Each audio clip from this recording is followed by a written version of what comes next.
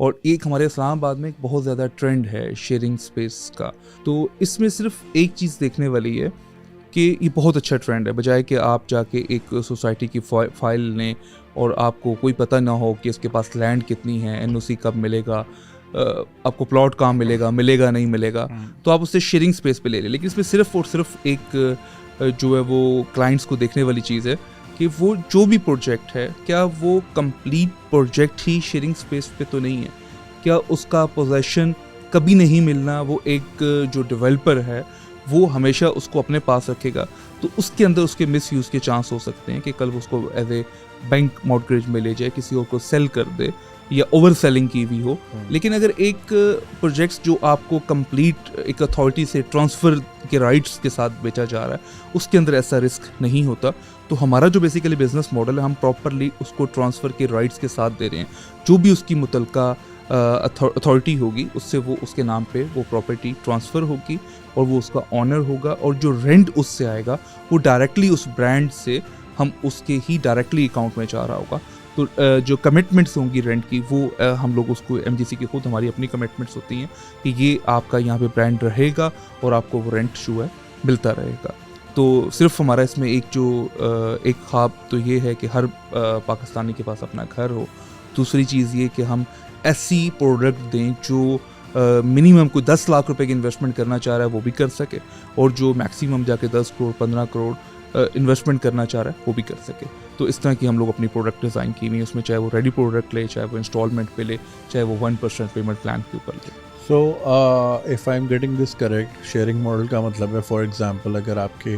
उसमें let's say 4000 square feet की एक शॉप है और मैं उसमें 1000 स्क्वायर फीट मैं लेता हूँ और फिर इस तरह 1000 वाले 3 और हैं, और जो भी उस पर ब्रांड आता है, वो जो भी उस पर रेंट देता है, उन चारों में एरिया वाइज डिवाइड होता है। ऐसे ही कह रहे हैं आप? जी बिल्कुल ऐसे ही। उसमें मतलब यही होगा, अगर वो 4 लोग हैं, डेफिनेटली उसके चारों ऑनर हैं,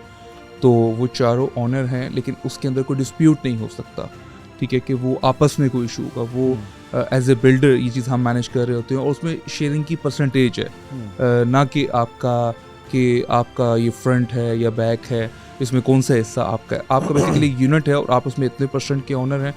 सेकंड जो इतने % के ऑनर हैं, थर्ड इतने % के ऑनर हैं, और जब भी उसको आप सेल करना चाहें, एक कंप्लीट प्रोजेक्ट से इजी सेलिंग इसकी है। हो सकता है आपका जो साथ शेयर होल्डर है वही इंटरेस्टेड हो आपको परचेज करने में, तो आपको अप्रिसिएशन ज़्यादा मिल रही होती है। अक्सर बेशतर हम देखते हैं बिल्डर बाय बैक भी कर लेते हैं। बाय बैक मॉडल जो है वो अगर तो आपका जो मार्केट का रियल अप्रिसिएशन है उसके साथ है, उतनी उसके पास डिमांड है और वो बाय बैक कर रहा है, फिर तो वो एक रियलिस्टिक मॉडल है। लेकिन अगर वो एक एज ए कमिटमेंट कर रहा हो, प्रोजेक्ट बना ही नहीं है, वो बाय बैक कर रहा है, वो बस एक पैसे की टोपी घूम रही है, वो एक डेफिनेटली कहीं ना कहीं जाके वो एक जो है वो बैलून बनेगा और वो बबल फटेगा और वो सबके लिए एक